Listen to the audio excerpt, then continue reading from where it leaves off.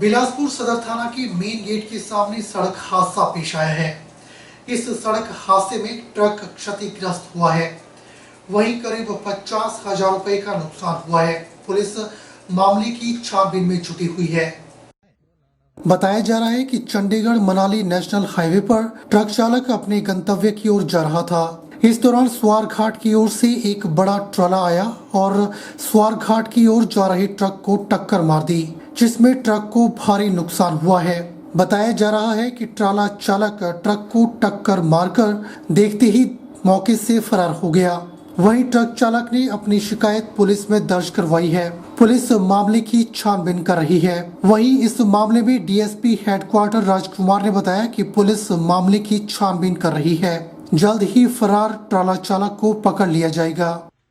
से जगात खाना जा रहा था भाई, तो यहाँ से मतलब ट्राले वाला आया, पीपी नंबर और सीधा ही ऊपर आ गया और फिर भाग गया और रुका ही नहीं। यहाँ सीसी कैमरे भी है, पर पुलिस वाले बोलते हैं कि ये ट्रेस नहीं नंबर होगा। गाड़ी का तो भाई कम से कम 50-60 हज़ार का होगा। पुलिस ने रिपोर्ट दर्ज करवाई पर ये बोलते सीसी कैमरे भी आगे लगे हुए, पर इन्होंने बोला इसमें नंबर नहीं आएगा। जैसे जैसे हिमाचल प्रदेश में विधानसभा के चुनाव नजदीक आ रही हैं, वैसे वैसे चुनावी सरगर्मियां भी बढ़ती जा रही हैं। भाजपा और कांग्रेस के नेता जगह जगह जाकर पार्टी के संगठन को मजबूत करने में जुटे हुए हैं। आज चंबा मुख्यालय की परेल में एक गांव ग्राम केंद्र प्रमुख कार्यशाला का आयोजन किया गया, जिसमें भाजपा के प्रदेश प्रभारी अविनाश राय खन्ना ने बतौर मुख्य अतिथि शिरकत की। उन्होंने पार्टी कार्यकर्ताओं में नया जोश भरा। प्रेस वार्ता के दौरान भाजपा के प्रदेश प्रभारी अविनाश राय खन्ना ने कहा कि कांग्रेस की प्रदेश कार्यकारिणी में जिस तरह से बदलाव किया गया है, उससे साफ जाहिर होता है कि उनके पास कोई भी कुशल नेतृत्व नहीं बचा है, क्योंकि एक प्रदेशाध्यक्ष के साथ 4 कार्यकारी अध्यक्ष बनाना कोई समझ में नहीं आया। उन्होंने कहा कि इस तरह से वे प्रदेश में भाजपा का सामना नहीं कर सकते हैं। उन्होंने आम आदमी पार्टी के मुखिया केजरीवाल पर आरोप लगाते हुए कहा कि उन्होंने झूठ बोलने की पीएचडी कर रखी है और लोगों को झूठ बोलकर अब बेवकूफ बना रहे हैं।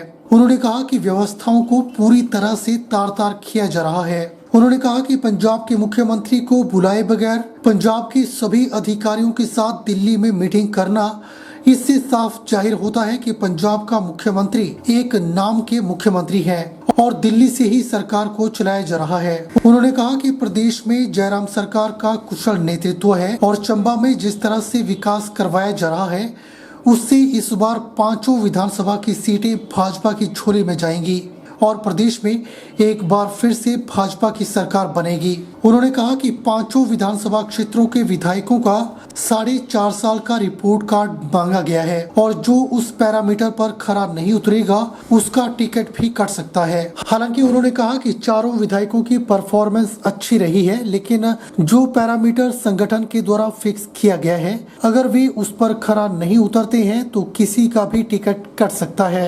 अब इस बात को लेकर 5 विधानसभा क्षेत्र के विधायकों के दिल में टिकट कटने का डर हमेशा बना रहेगा। अभी संगठन में चेंज हुआ। मेरा ख्याल पहली बार किसी सिस्टम में देखा होगा कि एक प्रेसिडेंट और साथ में 4 वर्किंग प्रेसिडेंट। तो अगर इसका हम मीनिंग लें तो जो प्रेसिडेंट है वो नॉन वर्किंग हो गया, तो साथ में वर्किंग करने वाले 4 प्रेसिडेंट जोड़ दिए। इस जहाँ उनको विश्वास नहीं है कि जिसको हमने प्रेसिडेंट बनाया है वो कुछ जनता के बीच में, पार्टी के बीच में डिलीवर कर पाएगा। तो ये जो मैसेज आया है कि उन्होंने खुद ही नॉन फंक्शनल प्रेसिडेंट और साथ में कुछ फंक्शनल प्रेसिडेंट को जोड़कर एक जो टोली बनाई है, लेकिन ये भी यहाँ इस प्रदेश में भारतीय जनता पार्टी का मुकाबला नहीं कर सकता। कभी एक प्रदेश दूसरे प्रदेश के अफसरों की मीटिंग कभी नहीं बुला सकता, वो भी सीएम की गैरहाजिरी में, मिनिस्टरों की गैरहाजिरी में। एक ऐसा उदाहरण पेश किया कि दिल्ली में भगवंत मान जी को आम आदमी पार्टी के सीएम जो हैं उनको बुलाए बिना अफसरों के साथ मीटिंग करना, उनको निर्देश देना, इसका मतलब एक बात उन्होंने साबित कर दी है कि वहाँ का मुख्यमंत्री जो है वो भी एक तरह का डिफंक्ट मुख्यमंत्री है। पर्यावरण संरक्षण को बढ़ावा देने और प्लास्टिक के कचरे को कम करने के लिए जिला हमीरपुर में भी 1 जुलाई से सिंगल यूज प्लास्टिक की वस्तुओं पर पूर्ण प्रतिबंध लग जाएगा। उपायुक्त हमीरपुर देव श्वेता बनिक ने सभी उत्पादकों, स्टॉकिस्टों, खुदरा विक्रेताओं, दुकानदारों, ई कॉमर्स कंपनियों, व्यावसायिक प्रतिष्ठानों और आम लोगों से आग्रह किया है कि वे सिंगल यूज प्लास्टिक की वस्तुओं पर प्रतिबंध से संबंधित अधिसूचना की अक्षरशः अनुपालना के लिए अभी से तैयार हो जाएं। वहीं हमीरपुर व्यापार मंडल ने सिंगल यूज प्लास्टिक बंद करने को सही कदम करार दिया, मगर सरकार से प्लास्टिक में आने वाली दिनचर्या की वस्तुओं की प्लास्टिक पैकिंग विकल्प देने की भी मांग की। देव श्वेता बनिक ने बताया कि आज के दौर में प्लास्टिक का कचरा एक बहुत बड़ी समस्या बन चुका है। इससे पर्यावरण को बहुत ज्यादा नुकसान पहुंच रहा है। इसको देखते हुए केंद्रीय पर्यावरण, वन और जलवायु परिवर्तन मंत्रालय के द्वारा एक अधिसूचना के अनुसार 1 जुलाई 2022 से एकल उपयोग प्लास्टिक के निर्माण, आयात, भंडारण, वितरण, बिक्री और उपयोग पर पूर्ण प्रतिबंध लगाया जाना है। इसका उल्लंघन करने वालों के विरुद्ध पर्यावरण संरक्षण अधिनियम 1986 के तहत कड़ी कार्रवाई अमल में लाई जाएगी।